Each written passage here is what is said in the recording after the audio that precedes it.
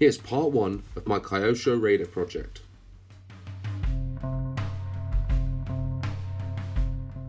Here's my original Raider, bought for me as a birthday present back in the 1980s. I've taken it out on the track, but I don't really want to do it too often in case it breaks, so I decided to pick up 2 new chassis from eBay with the view to strip them down to bare parts and build them back up again in a car that's suitable for me to take out in the backyard and bash around without too many worries about breaking anything.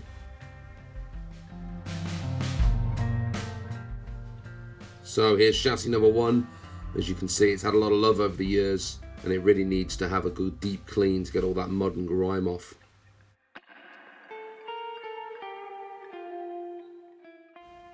I started off by removing the front wheels, which were being held on by some very interesting parts. One of the bushings had been replaced with a small piece of black tubing.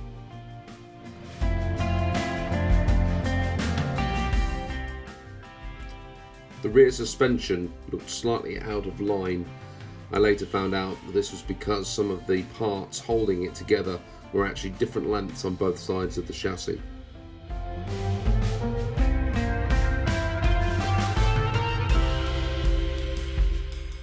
For a car of this age, the drive shafts were in relatively good condition. All the drive cups were in very good condition, no wear, or none that I could see anyway. You can see here some of those mixture of black tubes, metal bushings, as well as a few ball bearings that are in place as well.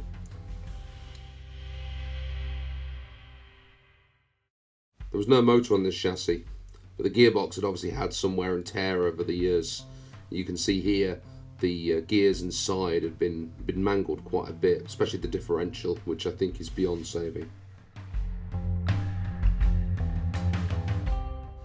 On cleaning these, what was interesting is how little grease was remaining in the gearbox after all these years.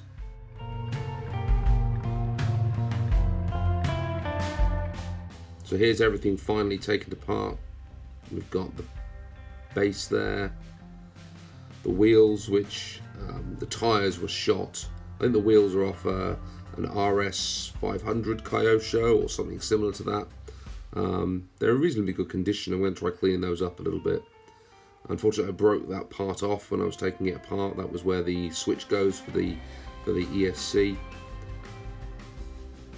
Rear suspension and gearbox there. Needs a good clean.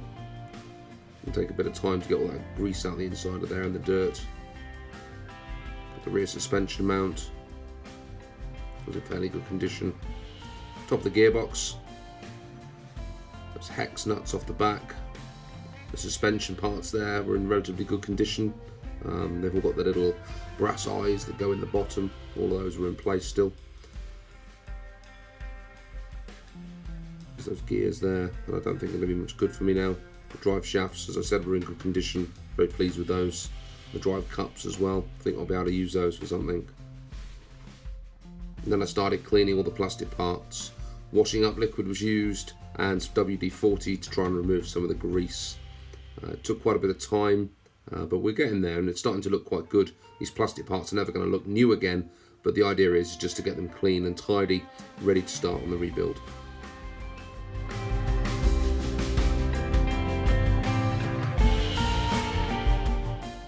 So on to chassis number 2 in part 2.